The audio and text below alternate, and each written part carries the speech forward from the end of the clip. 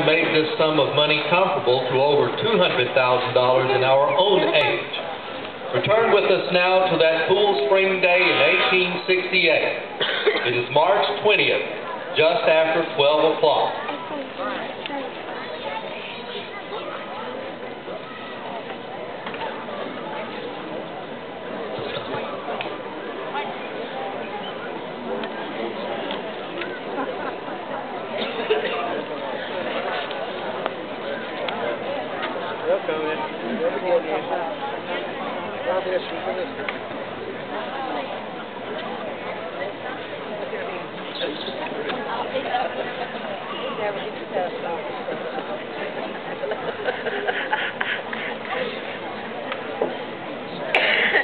Frank and Jesse James, born and raised in Clay County, Missouri, were guerrillas with the notorious Quantrell Band during the Civil War.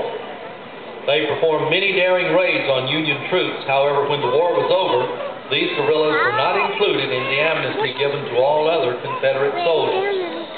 For 15 years after the Civil War, the James brothers performed robbery and mayhem in all parts of this land. It was frequently said that the failure of the state of Missouri to grant them amnesty forced them into their life of crime. Coming across the street now is Mr. Nimrod Long.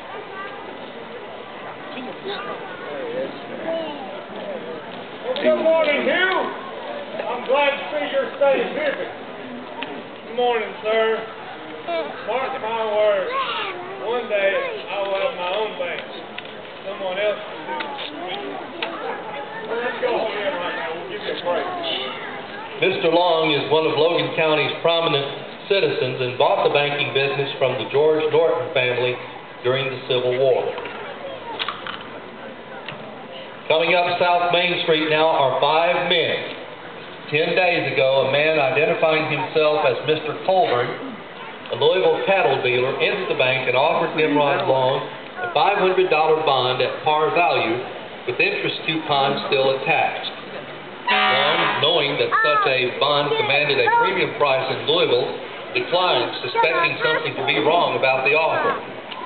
Just 3 days ago, the man calling himself Colburn, accompanied this time by a rough-looking partner, entered the bank and requested change for a $100 bill.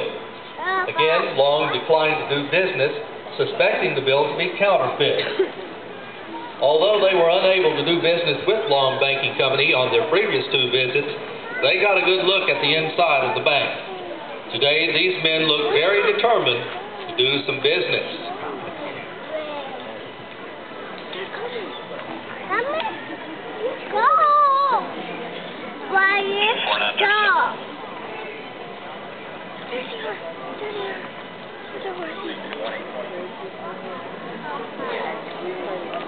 The man entering the house that is adjacent to the bank is Mr. M.C. Owens. Mr. Owens is a merchant here in Russellville, and he resides in this building.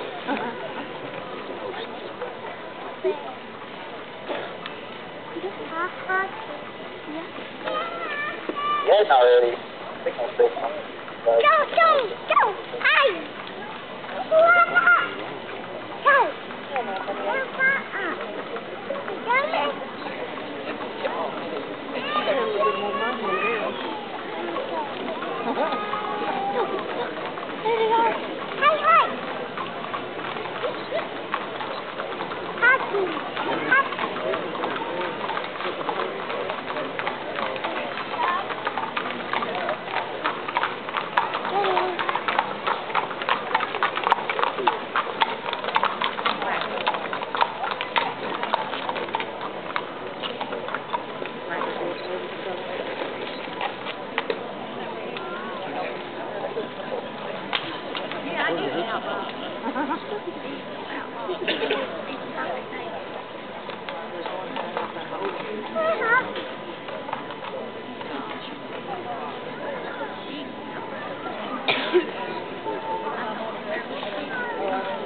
Although I cannot be certain of the identities of these men, ladies and gentlemen, I shall endeavor to tell you who was involved in this robbery.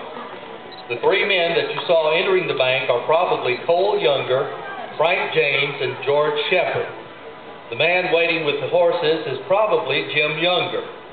The man standing up at the door just may be Jesse James himself. Inside the bank, Younger, James, and Shepherd are confronting Nimrod Long. Mr. Long, Younger is saying, "Can you oblige me by changing this $50 bill?" Long feels the texture of the bill and replies, "This bill looks to be like counterfeit, Mr. Colbert." At this point, Cole Younger draws his Colt pistol and puts the muzzle to Nimrod Long's head and demands that he surrender.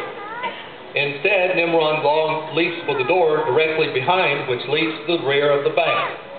So astonished is Younger that he does not fire. In Missouri, a man does not move when menaced by a cop's six-shooter.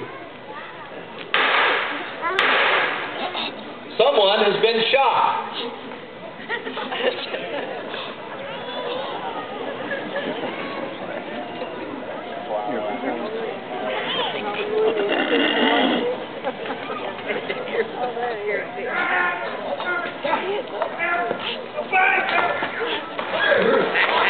Long, coming out of the bank, has been slightly wounded and is struggling with Jesse James, who finally pistol whips him. As he falls to the ground, James turns to gather the loot with his accomplices. Inside, the cash drawers are being cleaned of $9,000. From the safe, an additional $5,000 in gold and silver coins is stuffed into the Missouri wheat sack.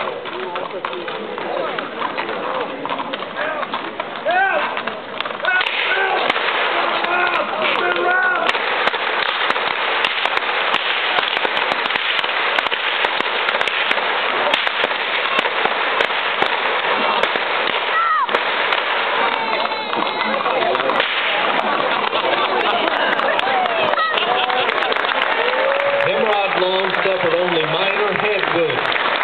Where the James gang headed after their escape with the $14,000 in cash is not known. It is speculated that they headed for Nelson County, where George Shepherd owned a farm. George Shepherd was soon arrested in Chaplin, Tennessee, and brought back to Russellville for trial. He was sentenced to 3